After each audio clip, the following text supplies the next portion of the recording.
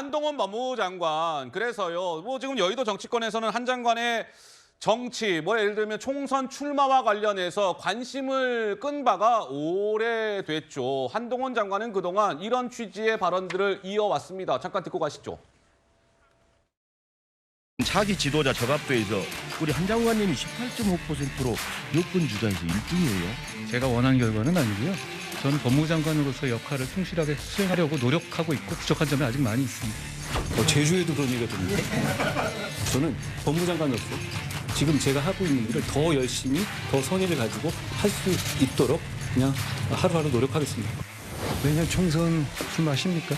제가 여러 번 말씀드렸는데 제 임무를 다하겠습니다. 설마 이 법을 던져놓고 국회에서 논란 벌어져서 그러는 장관은 총선 출마하겠다고 이렇게 몸을 빼거나 그러시진 않겠죠. 총선이 많은 분들에게 중요하시겠지만 그게 인생의 전부는 아니거든요. 저에게도 마찬가지입니다. 저에 대해서 굉장히 많은 여러 가지 예측을 하시는 분들이 많은데요. 제가 그 내용들 다 보지 못했습니다. 자, 서정호 변호사가 한동훈 법무부 장관 총선 출격 임박. 개봉박두 뭐 이런 취지의 말씀을 주셨는데 실제로 여권 고위 관계자가 이런 얘기했습니다. 한동훈 장관의 거취요 여러 방향이 있겠지만 정치 쪽과 더 가까워지고 있습니다. 여의도와 조금 더 가까워지고 있어요. 여권 고위 관계자 또 다른 관계자는 이런 얘기했습니다. 한동훈 장관의 행보요 국민의힘 입당과 총선 출마로 이어질 겁니다. 하면서 지역구가 구체적으로 거론이 되고 있습니다. 자, 한동훈 장관을 어디에 투입할지 서울 종로 또는 서울 영등포 또는 서울 중구 성동구 갑 이런 지역까지 거론되고 있는 상황인데 정미경 의원님은 좀 어떻게 보세요?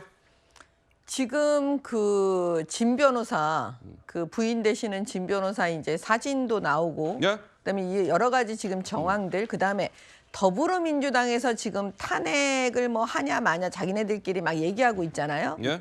그러면 그 더불어민주당에서도 한동훈 장관이 만약에 총선에 출마할 거라고 이미 알고 있다면 굳이 자기네들이 탄핵 카드를 써서 그 더불어민주당 때문에 어쩔 수 없이 총선에 나가는 그런 형국을 만들어주지 말자. 어허.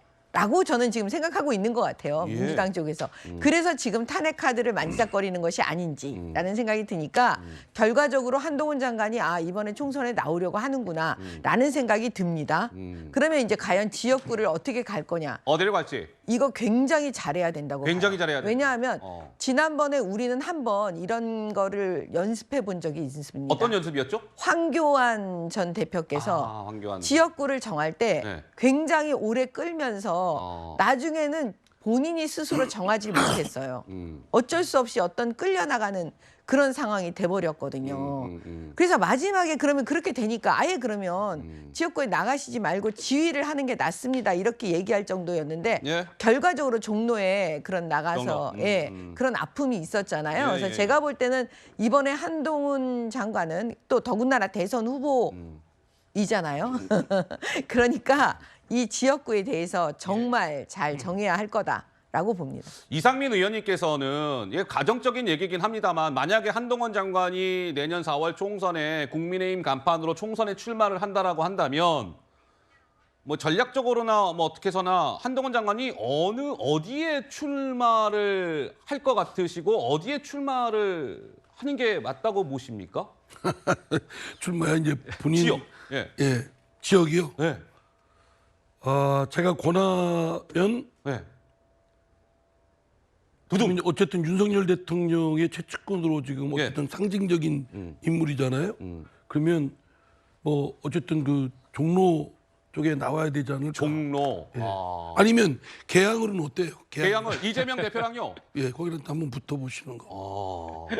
알겠습니다. 개항을 또는 종로를 얘기하셨어요. 예, 서재현 대변인. 예. 네, 저는 개인적으로 그 이준석 대표의 이미지하고 한동훈 장관 이미지 엘리트적인 것과 젊음 그리고 신선함이 겹치는 부분이 있잖아요. 저는 개인적으로는 정말 그 이준석 전 대표와 함께 지역해가지고 토론도 해가지고 누가 정말 그 객관적으로 이렇게 논리적으로 또 이제 국민들에게 어필할지 저는 이준석 대표 한번 붙었으면 하는 희망이 있습니다. 아, 네. 알겠습니다. 자, 그러면 당내 경선부터 해야 되는데.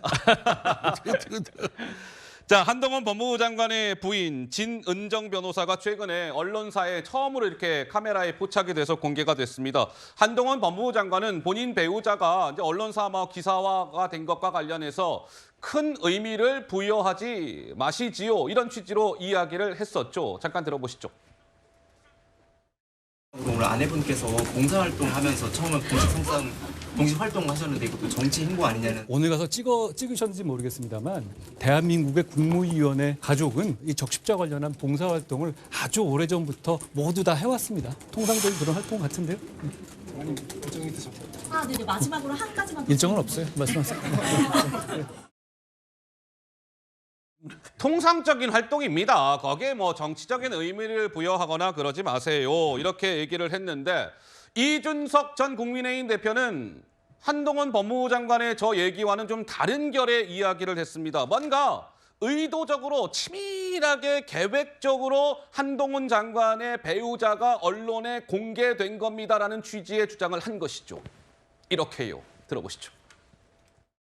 이 시점에 언론 노출되는 게 처음 주목받은 거잖아요. 사진 기자들도 언질 듣고 간 게 아닐까. 사진이 찍힐 것 또는 관심받을 것 정도는 예측하고 계셨던 것 같다. 김건희 여사의 이미지 형성을 잘 생각해보면 윤석열 검찰총장 임명될 때 그때 까만색 옷에 이렇게 입고 머리 양갈래로 해가지고 문재인 대통령과 함께 찍힌 사진이거든요. 맞아요. 어떤 정치적인 인물이든지 간에 첫 사진의 임팩트는 크다 봅니다. 봉사활동하는 사진을 먼저 찍혔다는 거는 우연의 일치라면 너무 좋은 선택입니다. 한동훈 장관 부인의 첫 사진으로 형성된 이미지는 상당히 대중적으로 괜찮을 거다. 자, 이준석 전 대표는 저렇게 이야기를 했고 지금은 무소속 신분이 된 김남국 의원은 제2의 김건희 여사입니까? 진은정 변호사가 이렇게 얘기하면서 윤석열 대통령까지 아웃포커싱으로 날려버린 김건희 여사 사진이 떠올라요 하면서 윤석열 대통령의 레임덕을 알리는 신호다. 이런 평가까지 내놨습니다. 서정욱 변호사님 한 말씀 하실까요? 먼저 근데 이준석 대표는요. 네. 너무게 음모론적으로 너무게 과잉 해석을 하는 것 같아요. 그냥 자연스럽게 봉사를 했잖아요, 매년. 근데 그게 찍힌 거죠. 그럼 이게 일부러 이게 봉사 사진을 제일 먼저 찍으려고 연출했다. 모든 걸 이게 음모적인 시각에서 바라보는 이게 이준석 대표의 저는 문제고요. 그다음에 그 김남국 의원 발언은 논평할 가치도 없죠. 아, 가치도 없어요? 아니, 국회의원이라는 사람이 저거하고 레임덕하고 무슨 관계 있습니까? 한동훈 장관의 부인 사진하고 레임덕하고 윤 대통령 아무 연관이 없는 걸 갖다 붙이잖아요. 이거는 뭐 논평할 만한 진짜 이게 가치도 없는 이야기다. 이런 생각이 들고요. 제가 이제 전체적으로 보는 느낌은 이 부인 진은정 변호사가 서울법대 동문이에요. 동문이에요. 그리고 이제 그 미국의 변호사고요. 지금 김현장에서 이제 그 일을 하고 있거든요. 맞아요. 또 집안이 법조인 집안이에요. 그래요. 자, 그래서 저는 상당히 아마 이게 느낌을 딱 보면 부인이 상당히 내조를 잘할 것 같아요. 아마 남편의 정치를 반대하는 분도 많거든요. 우리 정치권의 우스갯소리가 부인 공천이 정당 공천보다 어렵다. 이런 얘기를 제가 많이 들었어요. 근데 한동훈 장관은 제가 보기에 부인 공천을 확실히 받고 그럼 이게 적극적으로 도와주지 않을까 이런 생각이 들어요. 알겠습니다. 자, 한동훈 장관 오늘 이제 잠시 후면 대구 일정이 시작이 되는데 아마 오늘 한동훈 장관의 행보를 두고 많은 정치적 해석들이 뒤따라 붙을 것 같습니다.